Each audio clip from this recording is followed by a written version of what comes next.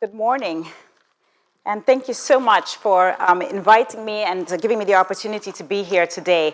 I must say that I respectfully disagree with the Nobel laureate, Professor Krugman, who was here earlier talking about China. There's so much to discuss, and I agreed with the presenters and the organizers that I will try to get my information out to you as quickly as possible so that we can spend a bit of time on Q&A, because I did actually meet the Chinese president 2 months ago in Beijing. And I think the kind of comments that we heard from Professor Krugman, that are not necessarily incorrect, I think are casting a somewhat incorrect perspective on where the outlook for China specifically is, and therefore for the emerging markets. So what I'd like to do today is really challenge, maybe shock the system in terms of thinking about where the world is, in particular, what's happening in the emerging markets, where 90% of the world's population lives. So in preparing my presentation, it occurred to me that I could just come here and give you the sort of obvious or consensus view about where the world is. I could come here and say, developed markets are doing a bit better. I mean, there's some forecasts now that the US might grow by as much as 4%. We'll see 10 years at 4% as well this year. Maybe Europe has also turned the corner. I think France is still acting as a bit of a drag, but in general, we're feeling much more positive about the developed markets. I could also come here and talk to you a little bit about some of the problems that the broad emerging markets are suffering on the back of the tapering and now the forward guidance story. Talk to you about the fact that there are still some significant concerns about what the implications for QE withdrawal is going to be in terms of inflation and depreciation of currencies and so on. But to me, that's all very obvious. And this is a very sophisticated audience. All the arguments I've just laid out for you, you'll be quite familiar with. So what I decided to do is to have a little bit of an out-of-body experience with myself and say, okay, what sorts of things are happening in the world today that maybe we're not really paying attention to, that maybe are not really on the front burner of the way we should be thinking about the macroeconomy, about the political environment, but also about investing. So what I've decided in my presentation this morning is I'm going to separate the presentation into 3 broad categories. First, I'm going to talk to you about trends in the global economy. And again, these are going to be trends that may not be obvious in terms of the discourse and sort of particularly the euphoria and the bullishness that I'm hearing today around the world. Then I'm going to spend a time talking to you a little bit about some of the political changes. As many of you in this room will know, there are numerous elections happening this year in India, in South Africa, Brazil, in Turkey. I mean, these are large emerging market economies. And particularly important is that these are economies, I have a list which I will share with you, where the population is over 50 million, very large emerging economies, and virtually all of them are growing at 1, 2, maybe 3% at best. So simply not able to provide economic growth and to put a dent in poverty in the way that we have thought about in the past. So I'm going to talk about some of the political challenges that we expect to see this year, given that there are numerous political elections happening this year. And then finally, I'm going to spend a bit of time talking to you about some of the surprises or the things, again, that are not really being seen in the market section. So things like are happening in businesses. I actually sit on the boards of 3 very large global businesses with as many as 140,000 employees around the world.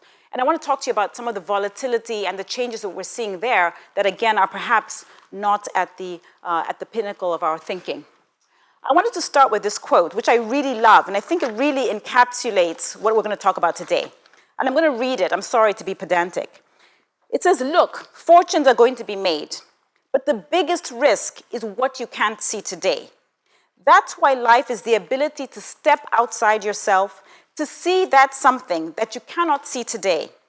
Something that one day you'll hit yourself on the forehead and you'll say, why didn't I see it that way? You won't imagine not having seen it, except that you'll remember not having seen it. And this was Lloyd Blankfein. This was before he was CEO and it was before the financial crisis. And I thought this was really interesting. Just for disclosure, I was at Goldman Sachs for 10 years. So I do love the quote anyway. So not to babble on, I want to get into the juice here. Today, I'm going to challenge your perceptions. I'm going to challenge your assumptions. And I'm going to hopefully stimulate some debate and alternative thinking. the test for me is that when you leave here, I hope that you'll be able to suspend your reality and your norms about how you think about the world and what you believe is true. And hopefully you'll be able to prepare a little bit more for some of the eventualities, those tail risks, the black swans, or whatever you want to call it, that perhaps we aren't thinking about. And then also finally, test and reevaluate your assumptions. So the bottom part is my test. If you leave here and you don't have any of that experience, then I failed miserably at my job. So as I'm going to start, I told you I'm going to separate this into 3 sections: economic challenges, political challenges, and then the markets. So let me spend a little bit of time talking to you first about economics. And before I turn the slides, and I should tell you, I actually hate slides, so my slides might not be perfectly timed with what I'm saying, but just bear with me.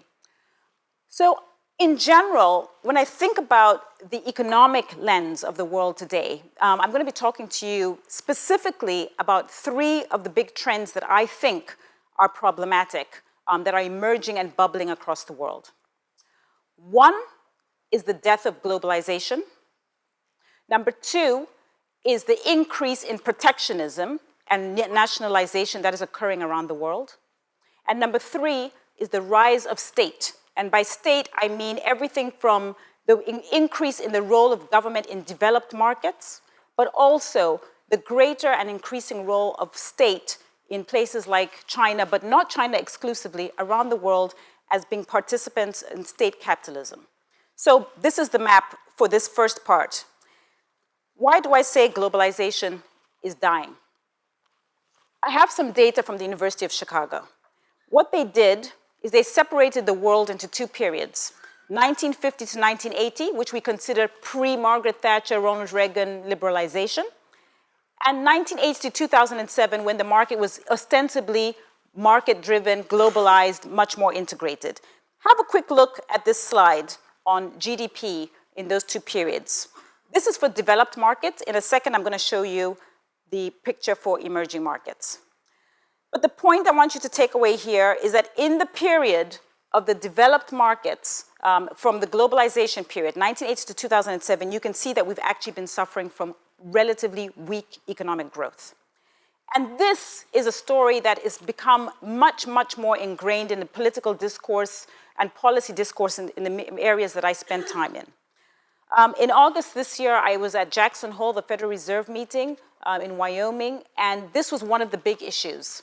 How do you continue to sell globalization to your populations when numbers like economic growth have actually not improved? Turn to the emerging markets, the story is quite different. Over the same period, many of the large emerging markets, China and India here as an example, China, obviously we know that story quite well, have seen quite considerable improvements in economic growth. But more than that, as we know, they've been able to put a major dent in poverty. And this is the story that has become incredibly compelling around the world. How have they been able to move hundreds of millions of people out of poverty in such a short span of time? If I may digress for just a quick second, just in terms of thinking about what China is doing, I mentioned to you that I just spent time with President Xi Jinping in November. And one of the things that was very interesting in terms of thinking about what the Chinese are going to be doing over the next few years is that their target for improvements in the economy is 2049. 2049. 2049 will be the year where China, as the People's Republic of China, will be celebrating 100 years.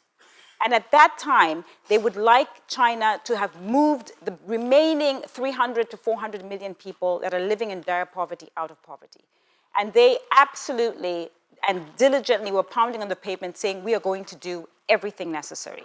So the notion that we're going to end up in this Japan style, I just completely disagree with. And again, during Q&A, we can talk more about what they're talking about doing. So growth picture, globalization, kind of a mixed story, let's face it, especially from the developed markets. But it's not just in growth, it's also in income inequality. You may be familiar with this. These are numbers for the United States. The richest 1% of the population in the United States have increased their income 3 times. Richest 0.01%, 5 times. The poorest 10% increased it only by 10%. Small improvements in their lives. We know about real wages being flat in places like the United States, across Europe. I'm not going to bore you with that kind of information because I know you know that. Today in America, 1 in 6 Americans goes hungry. You would have seen the OECD report, I'm sure, in October, just 2 or 3 months ago, that in the 327-year history of the United States, this generation of Americans, for the first time in the history of the United States, will be less educated and less skilled than the last generation. It has never happened before in the United States. So structurally, the picture in the United States is getting, to me, worse, and this split in terms of income inequality is going to become a much, much, much bigger problem. I'm going to come back to income inequality a little bit later to spend a bit more time on this, but I will leave you with this thought for the minute. You have the United States, the largest economy in the world, $15 trillion GDP, democracy as its political stance, and private capitalism as its market approach. You have China, second largest economy in the world, with about $8 trillion GDP. It has no democracy, it's got an authoritarian state, and it has state capitalism as the heart of its economy. These two economies have the exact same Gini coefficient, which is a measure of income inequality. 0.47 is the current income inequality for both countries. And worse than that, China's income inequality has actually been getting better. America's income inequality has been getting worse. As I travel around the emerging world, these are the things that get thrown at me. When I say we should really focus on liberal democracy, we should really focus on market capitalism, people say, you're talking rubbish, look at China. It's got neither of those two things, and not only is it delivering improvements in growth, reducing poverty, but it's got the same income inequality as these countries that you're talking about us following. So, if I haven't depressed you enough, I'm going to spend a bit of time now talking to you about what I think is also a big problem that's emerging that I used to see in data as a macroeconomist, but I've now started to see it come into the boardroom for the businesses where I sit as a board member, and this is the idea of protectionism. So let me spend a couple of minutes on this. What do I mean by protectionism? I mean everything from financial repression, so capital controls, protectionist policies in the form of tariffs and quotas, so outright protectionist stance and royalties as well. I'm going to talk to you a little bit about the WTO projections, but also the fact that there has been an increase in these partnerships, mainly led by the United States, and I'll talk to you a little bit in a minute about what the Chinese government was talking about in terms of their concerns for the rise of protectionism around the world. But let me start by, just to make this really a live discussion, many of you would have seen the Financial Times yesterday. On the front page, there was a story, quite a large story, about how cross-border flows, even with all this euphoria, oh, isn't it wonderful, the US could grow at 4%, Europe is in better shape. There was a story yesterday, Financial Times front page, that cross-border flows this year are going to be at the same level as 2007. And actually that cross-border capital flows are on the decline. Now, I heard this about 6 months ago because McKinsey had put out a very good report, and I urge you to get a copy of McKinsey's report on this. It's very interesting. I heard it first, again, as a very macro economist, oh, this is some of the trends that are happening, but then I started to see this type of thing from the boardroom. I'm on the board of Barclays Bank, which has got 140,000 employees in 60 countries. And I started to see that the decisions that we were making at the boardroom were actually being challenged by governments, developed country governments, saying we no longer feel comfortable with you holding capital in London. We no longer believe that if there's a crisis, London will help release capital. So we in the United States, for example, want you to hold capital in the US. And this is very public. As you know, some of the new policies that are coming out of the US are going to require that. But it's been very surprising for me, as somebody who was born and raised in Africa, that even the developed markets are now becoming much more protectionist. In regard to financial repression, we've seen capital controls increase in discussions in Brazil, but also in India was a big scandal, and obviously the Cyprus thing last year was also considered quite deleterious. The thing that stands out for me was I mentioned to you at the Jackson Hole meeting and Federal Reserve meeting in August, Christine Lagarde, who's the head of the IMF, did a presentation. And one of the questions that was asked was, what is the IMF stance regarding capital controls? Because as you know, for many decades, they've said, we believe in a liberal economy, we believe in globalization and free movement of capital. And so what was her stance? And she said, which I'm going to quote perhaps somewhat inelegantly, because I don't remember exactly her words. She said, we no longer can take a uniform, broad view around capital controls and the way in which countries are going to operate. We now have to look at these situations in a very unique way. To me, I found that very disturbing, because partly she was defending the decision that was made in Cyprus, but more generally, it to me was providing fodder or support for what I see as increased financial repression, but also protectionist policies around the world. The EU has documented, they're updating data now, so unfortunately I don't have more recent data, but this is just from 2010, 2011. They've got 130 instances of increases in tariffs and royalties. The whole issue of national resource nationalization has become a very big deal in the emerging markets. It started with resource nationalization. It's now permeating into other sectors. As I just said, the capital controls in India are a very good example of this. The WTO, believe it or not, I mean, I'm sure people who are at least as old as I am were shocked that the WTO still has life in it, but they had this Bali meeting. They're hoping to get back on the table with something, and there seems to be some positive sounds. But the truth of the matter is that they think that trade, the data that they've put out this year, and Pascal Lamy has put out some very interesting reports on this from 2013, that trade growth, like capital cross-border flows, has actually been on the decline in the past decade. So again, largely led by protectionist policies of governments, both in developed and developing countries, starting to protect their own markets.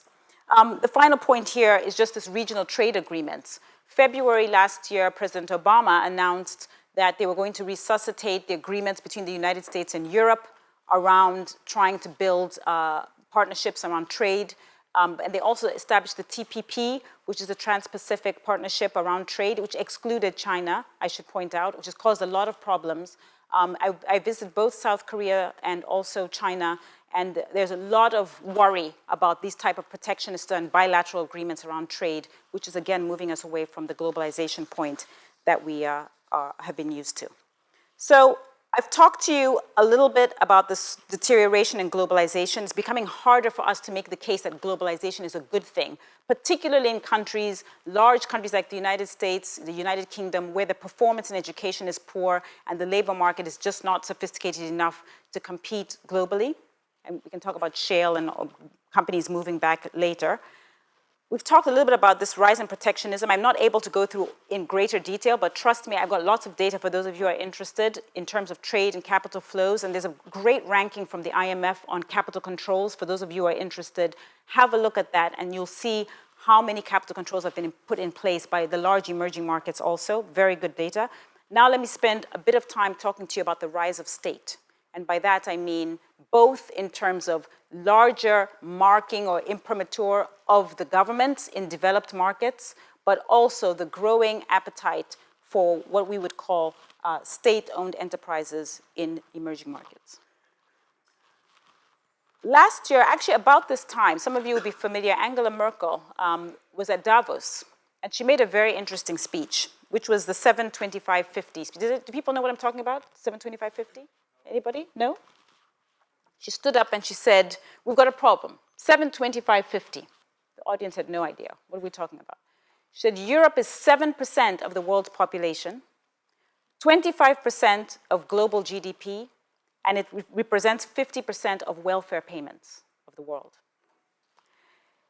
Add in the United States, 12% of world population, 50% world GDP, and nearly 90% of global welfare payments. This is clearly unsustainable. There was a gasp. I've heard a little bit of murmuring here. There was a gasp in the room because people hadn't even realized that this is what was happening.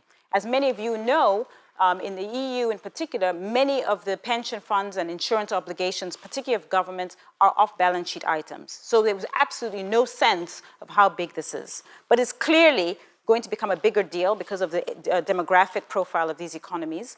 But just in terms of real government marking, government participation in the economy, that to me was a very big marker. In addition, in the emerging markets, and I put here just one sector, this is the energy sector because I know how much in Norway you love oil. the largest 13 energy companies in the world are all state-owned. I picked energy, it's the same in pretty much every other sector. Even in the financial sector, where there's been a lot of liberalization across the emerging markets, you still have in the financial sector a large participation of governments in these sectors, which feeds back into the financial repression points, governments being able to extract capital at lower interest rates. But if you look at the mining sector, trends towards nationalization, this is where the picture, I think, becomes quite murky. I like the next slide quite a bit. Look at it in two halves. Let's take apart the first part, is the left side. These are the largest employers in the world. I just thought it would be very interesting to put it up here. You can see that 7 out of the 10 are governments. I like the fact that the first two are, and also it's very apropos to have the conversation here, Nobel Peace Prize and so on, but the first two are in the army. Walmart is the first one that shows up 2.1 million people employed. I'm not going to spend more time on that, but I do think that one thing which I will talk about in a second is that the disruption of these markets, I'm going to show you a slide comparing Walmart with Amazon, and you'll see how few people Amazon actually has on staff. But 2.1 million by Walmart, and this is the rankings, governments becoming a bigger role. On the right-hand side of the slide, this is a report that came out about 2 years ago, that the United States, since 1980, the average compensation to government workers in the United States is actually about $10,000 higher than the average compensation to people working in the private sector in America. To me, again, if you think about America and some of the comments that Professor Krugman made, we think of America as private sector oriented and land of the free, home of the brave, the whole essence of market capitalism, but here we have a situation where it's actually, you're better placed, you're more incentivized to go and work in government. And this split has been increasing ever so much. So, that is the trends these are the trends I see emerging, becoming much more strident and ingrained in the economic stance. I'm going to take a bit of time now to talk to you a little bit about some of the political trends. And if you think the economic trends were bad, you better hold on to your seats, because the political trends are even worse. Let me start by bringing up the slide. I talked to you about this already, but I put it here in a slide. The contrasting the US and China. One is private, other one state capitalism. One liberal democracy, no democracy, same income inequality. What I didn't mention to you before, which you know, is that China is going to be the largest economy in 2 years on a GDP basis. Now, I heard Professor Krugman make the distinction. He's right to make that distinction. On a per capita income basis, China is still like number 100, which is worse than many African countries, for example. But still, in terms of setting the tone, the momentum for creating economic growth, for reducing poverty, improving livelihoods, and progressing the human condition, the Chinese model is becoming much more appealing around the world. Why do I say that? Second bullet point, Freedom House. We have about 200 democracies in the world today. 50% out of 200 countries, 50% are democracies. And out of those 50% that are democracies, 70% are illiberal democracies. So, Russia, I don't usually like to name names, but I'm in Norway. I'm assuming the majority of you are Norwegian, so maybe nobody will be offended. But in more global audiences, if I say Zimbabwe and Venezuela, people get very upset. I'm from Venezuela, you're misunderstood. But anyway, the point taken is that we've got a situation where we've created illiberal democracies all around the world. I cannot resist but to tell a very quick story that I thought was quite interesting. This was about 2 months ago now, maybe 2 months, that in Azerbaijan, they announced an election. And I hope I've got the country right. I think I have got the country right. They announced the voting decision that the president had won again. There was only one problem. They announced this on Monday, but the elections were supposed to start on Tuesday. So, but in the holy book of democracies, it's on there as a democracy. This is a big problem. We are creating illiberal democracies all around the world. And in many ways, I mean, in the research that I do, these illiberal democracies are indistinguishable from authoritarian states. It's impossible to make a distinction, to say, oh no, they're democracies and therefore they treat their people better. They don't. They don't have freedom of association. The press gets murdered. You know the whole story. I won't bore you. Similar to that is point 3. Political freedoms have been on the decline every single year for the past 7 years. I was going to put the graph up here, but it's far too boring. It's just simply a declining line showing that political freedoms around the world on the decline. Not just in developing markets, also in developed markets. It's worth having a look. They talk about infringement of privacy in there as well, which has become a big issue.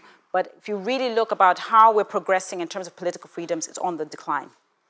There's also a sense that, and I'll take the last 2 points together, that actually we've spent, since the Washington Consensus, 1990s, we've gotten too carried away with the fact that democracy is a prerequisite for economic growth.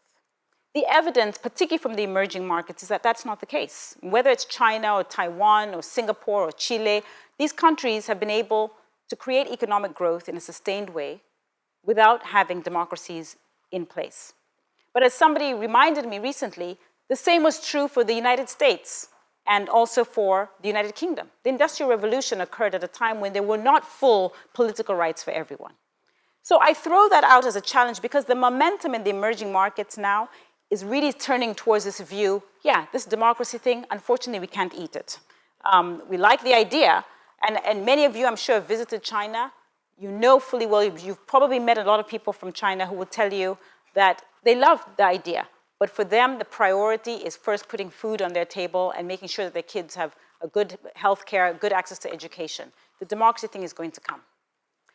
I have to tell you again, I'm sorry my speech is peppered with stories, but I do have to share this because I think it's really, for me, brought home this story about the role of democracy. I had lunch with Stephen Breyer, who is one of the 9 Supreme Court justices of the United States. I had lunch with him in February. And there were 6 of us having lunch with him. And the group was supposed to be talking about human rights and democracy and rule of law. All wonderful stuff. And Americans, being Americans, are very opinionated on this issue. They said, you know, it's completely wrong. We should not engage with it with China. It's human rights violations and so on. Stephen Breyer, Supreme Court judge of the United States today, opened his jacket and pulled out this document and said, do you know what this is? And we all looked. No, what is that? He said, ladies and gentlemen, this is the Constitution of the United States of America. Isn't it a beautiful document? It starts off with we the people. He says, when was it written? I don't know, I'm just a simple African girl. I mean, what do I know? And the Americans started guessing, oh, 1800, oh, was it 1787. Okay, great, wow, long time ago. He said, when was the first time that everybody in the United States had equal rights under the law? Okay, that's difficult. I said, well, gays aren't allowed to marry under federal law, so it still hasn't happened. He said, well, true. He said, but officially on the books, 1954, Brown versus the Board of Education in the United States, which was the law that the Supreme Court said blacks and whites can go to the same schools. That was 1954. He said, do you know what it took after the Supreme Court said you no longer can have separate schools? He goes, do you know what happened after that? Again, what do I know? No clue. The Americans were like me, clueless as well. And he said, for 2 years, the state, I think it was Alabama, shut down all the schools because the governor of the state of Alabama said, I would rather have nobody go to school than to have blacks and whites go to school together. Does anybody know what ended up happening? How is it that this was 2 years, so 1956, 2 years after the Supreme Court justice came down, they had to have black girls and boys escorted by military into school before that law changed. Now, you might be saying, okay, what are you talking about? Why are you telling us this? We're investors, we only care about returns and capital, cost of capital. Why are you telling me this? I'm telling you this because his point was that it's taken America 170 years from the time of theoretically accepting that they understand how amazing having full rights for everybody is to the point where everybody has equal rights under the law. 170 years. I urge you, after you've bought my books, to buy his book, which is called Making Our Democracy Work. It's a bestseller in China. It's not a long book. It highlights all the key seminal court cases of the United States that actually transformed how the United States Constitution and now the law works. I say this, I know you're probably thinking, what do I care? I care about volatility and PE ratios and so on. But I think these are the things that we need to grasp. We need to understand these structural issues in order to really appreciate where we're going to put capital to work. Anyway, I digress. The last thing I want to say about this is point 5. Again, it's a body of work I really love. Przeworski, excuse me for the people who have Polish origin in the room. My pronunciation is awful. But they've done a fantastic study around how do you get democracy to stick. And they've actually correlated per capita incomes in countries with how long democracy can last. If you have less than $1,000 per capita income, which is many countries around the world, you won't have democracy longer than 4 years. If you have 2,000 to 4,000, you might have democracy for 6 to 8 years. If you only have per capita income that's over $6,000, now adjusted is about $10,000 minimum per capita income, then you can have democracy that will last forever. Now, you might be saying, oh, come on, Dambisa. I don't believe this. But think about it for a second before I show you my next slide. Think about the past year, 2013. How many countries around the world had political unrest? Brazil, Turkey, South Africa? I told you we've got elections coming this year. These are very, very vulnerable democracies. Ukraine, not too far from here. Thailand, all these countries, they're nascent democracies where the per capita income is below this number, below the 10,000. Have a look at this. This came out about 6 weeks ago. Forecasts for social unrest in 2014. 65 countries are considered high risk and above. This is for 2014. And I will tell you, not all, you might say, okay, that's wonderful, it's a snapshot. I don't have the time series because I was told to keep the slides to a minimum. But if you look at this over the past 10 years, we're going into a period where we're going to have the highest amount of social unrest over the past decade. So I look at this and I think, isn't that interesting? More volatility. We've come from a period where globalization has clearly improved global income inequality, but within country income inequality has not improved enough for people to not take up arms and go onto the streets. 2014 is going to be a very interesting year. Finally, I think I have time. Yes, I have time. I'm going to spend a bit of time talking to you about some of the things that are happening in the markets, especially for equity traders. You're going to find this interesting, I think. So, are we headed for more or less volatility? What's the guess in the room?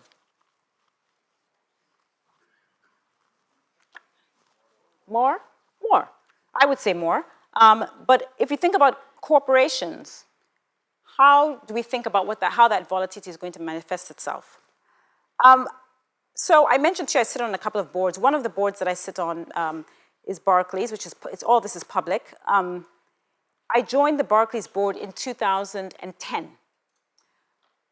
We're now, let's call it 2013 because we've just started 2014.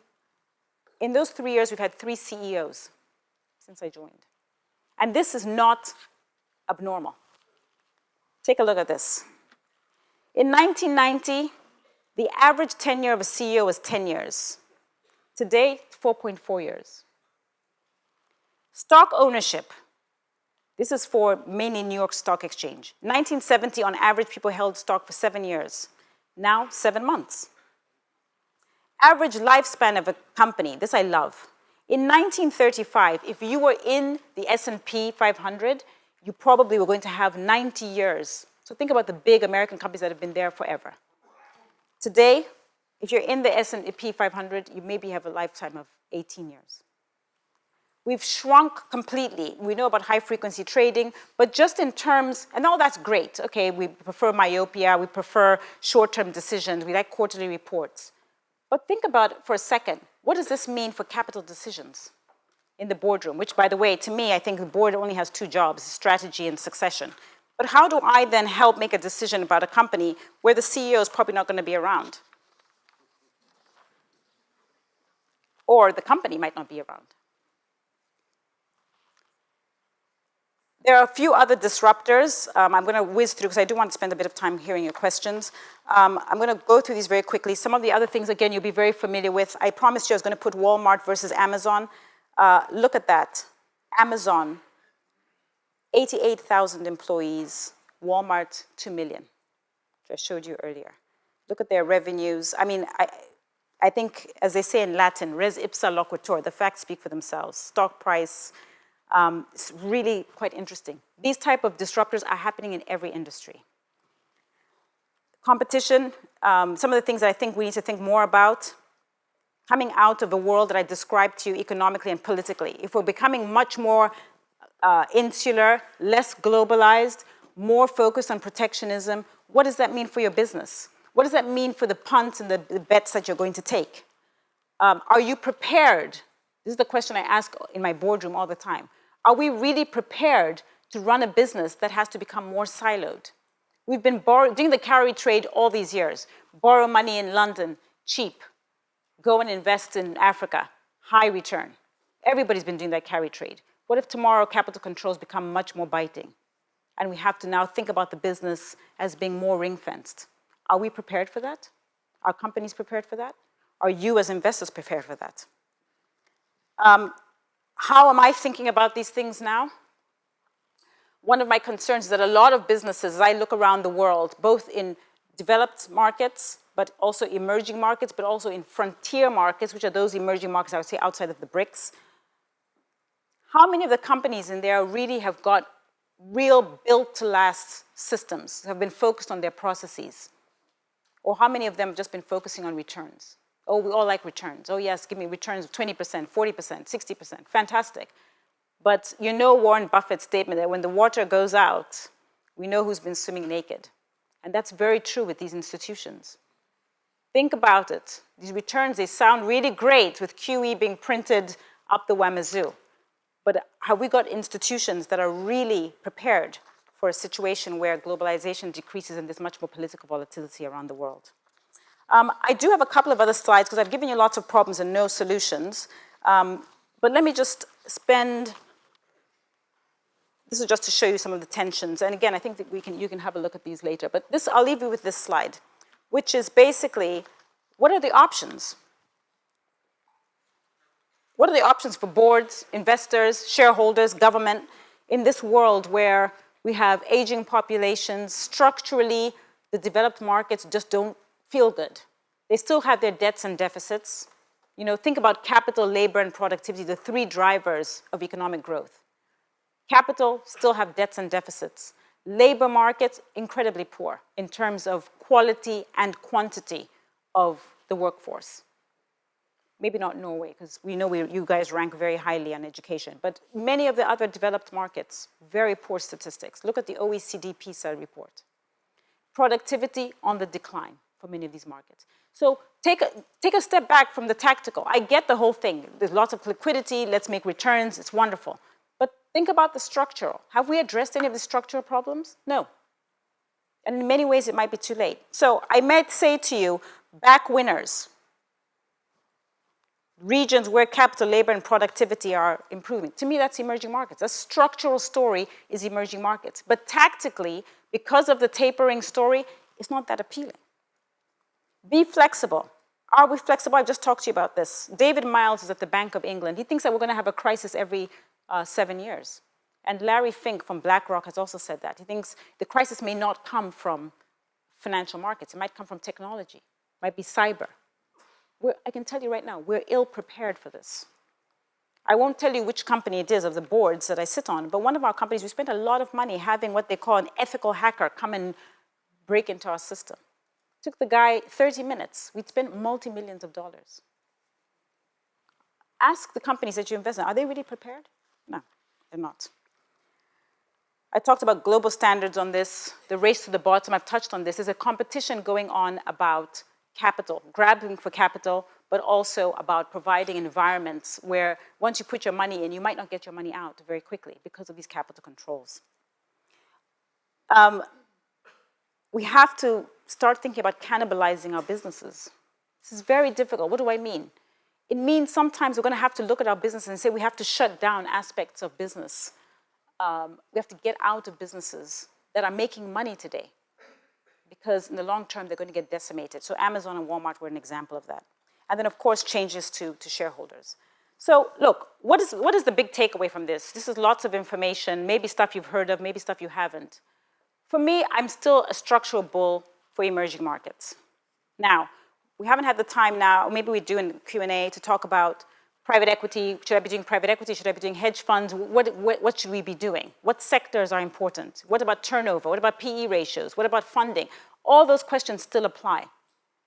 I am structurally bullish emerging markets, but I do recognize that the developed markets right now continue to offer a great return. But that's because we've all become so myopic and short-term focused.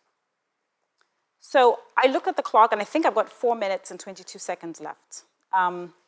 Rather than tell you my life story and how it is I'm here in Oslo, I'm going to save that for interesting questions from the audience. So thank you so much for your time, and I look forward to hearing from you.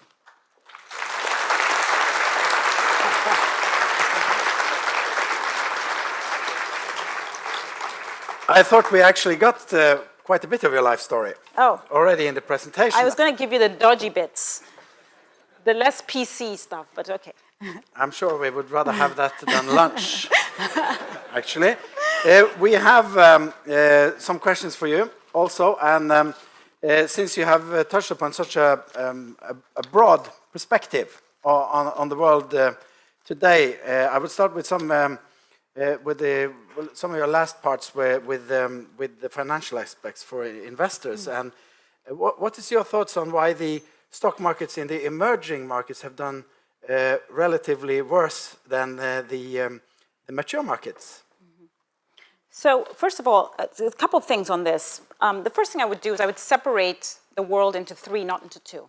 I think to say developed markets versus emerging markets is actually a bit of a fallacy now, because I would say you actually have developed, emerging, and what I would call frontier markets. And the frontier markets have actually done pretty well with all the crash and the underperformance, not just last year, but over the last few years in the emerging markets.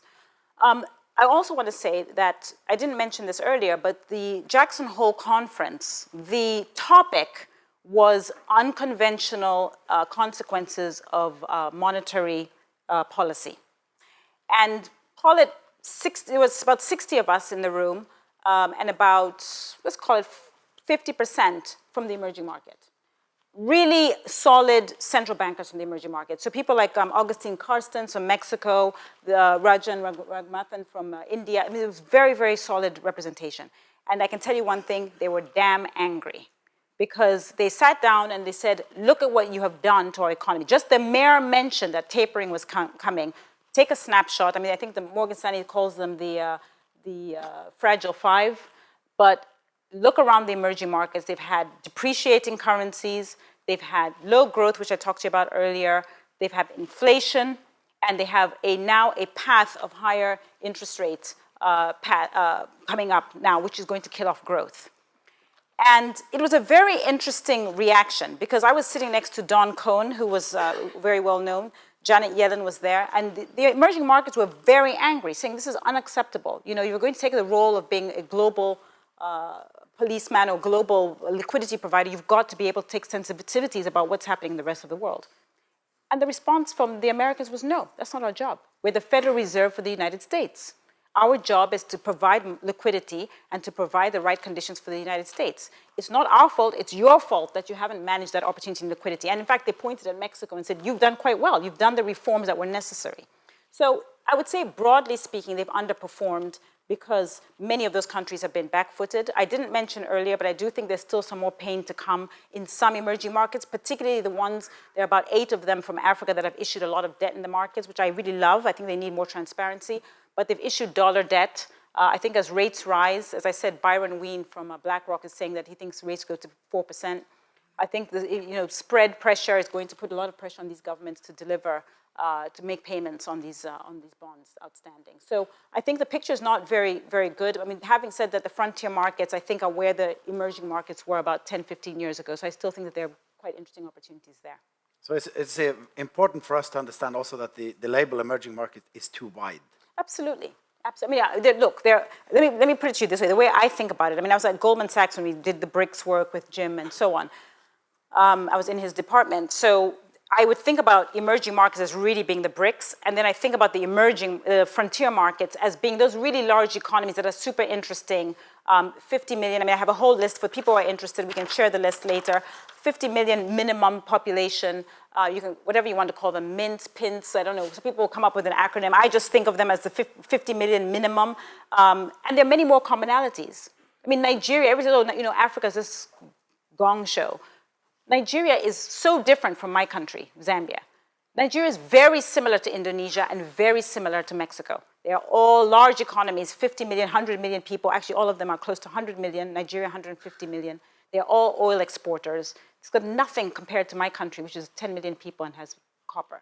So think about the world less as in a sort of siloed emerging markets, and think about the frontier economies as a distinct group. And I think you'll find some very interesting opportunities. And their liquidity is good. Funding has come down quite aggressively in places like Turkey. But look, I'm not going to be naive. You guys are more experts than I am in terms of how you make your financing, your capital decisions. But I do think that there are real opportunities there still. And in terms of protectionism, are we right to assume that you view the EU as on a wrong track in terms of their regulations? Absolutely. Good. And could you please... By the way, I wasn't going to caveat it. I was trying to resist. But let me just put it this way. It depends what you want. You see, I am a believer in liberal democracy and market capitalism. That's what I was sold on. That's what I was told was right. So everything I presented to you here, I told you I'm having an out-of-body experience because it's very frustrating for me. I've been to over 70 countries around the world. Very difficult for me to go around the world and say, you should have liberal democracy, you should have market capitalism. When they say, what are you talking about? Look at the income inequality. Look at these Americans, what do they do? The Europeans, they won't even let us sell bananas into the EU. Nobody does this, you're naive. So it's not like this here, but since you have... of course not. This is Norway. Since you have... is this also the view, since you have met with the Chinese president, is that also what we would think their view on democracy?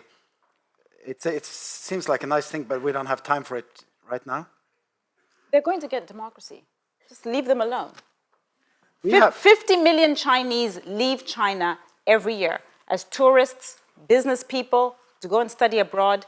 Over 95% of them go back home. If they really hated it so much, why are they not claiming asylum around the world? Read Bloomberg's report. Michael Bloomberg, the outgoing mayor of the United States, of New York.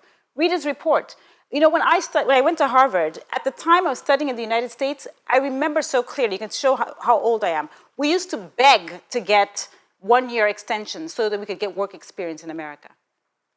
All the universities in the United States are now complaining about how higher education in the United States has become a place where foreign students go, pay their fees, get the degree. They don't even stay for that extra year. They're back home. Go to China. I mean, they've got high caliber people who have left the United States, they've left Europe, they've gone back home. The notion that somehow people in China don't know about democracy or, oh my God, they're being under the thumb. You know, there's a wonderful woman named Hu Shuli, H-U, and her last name is Shuli, S-H-U-L-I. When you go, you must go to China, try and look her up. She is so anti the government, pro-democracy, and she says, you know what, Dambisa? People just don't care. They will care, they just don't care yet. You know, the Universal Declaration of Human Rights from 1948 showed this very clearly. There were 48 countries that voted. The Western countries defined human rights to be political freedoms. The emerging markets said, we don't care about that. We need to feed our people. And that's what the Chinese are doing. They will have democracy. They have democracy at the lower levels in mayor elections. They've got problems. Leave them alone. They're doing fine. They've got tons of money on their balance sheet. They've got $4 trillion that they're just passing out. Let them make their mistakes. They will make mistakes. They get it. But we cannot go there and start shoving down democracy. We're going to end up with more illiberal democracies. That is not what our goal should be. And I have to ask you, because as you sort of mentioned in your presentation, was that we have sort of a troublesome relationship with the Chinese at the moment. What would be your advice?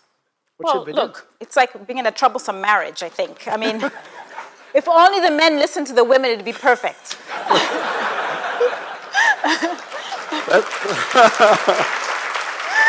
I mean, It sounds like Confucius or something. yes, exactly. My only advice is you have to be open-minded. It's a different model. It's not a perfect model. But the Chinese president said something that has really resonated in my head, and maybe this is what the takeaway point is. He's like, it's not that we don't understand what you're telling us, but we're trying to move 1.3 billion people out of poverty.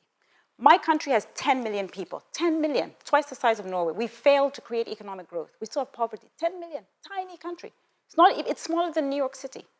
There are multiple cities in China. China has 100 cities with 1 million people each.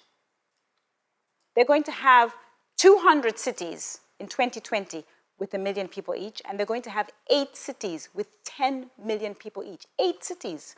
My country is failing to create economic growth for 10 million people. He said we're trying to move 1.3 billion. It's never been done in the history of the world. I mean, if there's one thing, go back in history. 1700s, Angus Madison put data together. China was the largest economy in the world. They're the first ones to tell you they've squandered 300 years. When the Industrial Revolution was happening in Europe, Europe came from nowhere to become leading economies in the world. China was going the opposite direction, ended in dire poverty. They will never make that mistake again. So spare a thought for them. I left there feeling sorry for the Chinese. I was like, wow, Zambia's tiny, 10 million. 1.3 billion people? I don't think we can even understand what that means. Think about these economies, they're enormous. India, every single month they're adding 1 million people to the population. Every month, 1 million new people are added to India's population. What would you do? Think about it very carefully. What would you do if you were the government of China? These are not economies that are developed in terms of capital markets. A very small proportion of the economy actually has a credit card or bank account. Very small. All these numbers, 300 million people moved out of poverty, great. But in terms of financial deepening, creating markets, creating opportunities, jobs, worrying about poverty, health, education, what would you prioritize? So what do I say to Norwegians? Sometimes suspend your reality. Suspend it. I'm not saying that means go and be corrupt and bribe, and of course not. What I am saying is try to understand the context a bit more. I'm not saying it's going to be easy, but I think if you try to really challenge your thinking and really to understand the difficulties that they're facing, you might be more sympathetic to what the challenges that they're facing. And get out there and see the world. You might end up investing, who knows? Yeah, go out and travel and see the world. I think we're going to leave the audience with that wonderful prospect of getting more knowledge. I also have to correct myself. I wrongly said that our former Secretary of State was looking at this conference online, but he's actually here. So credit where credit is due. Thank you so much for coming. Thank you. Now it's lunch until 12:30. Thank you very much. Thank you. Thanks very much.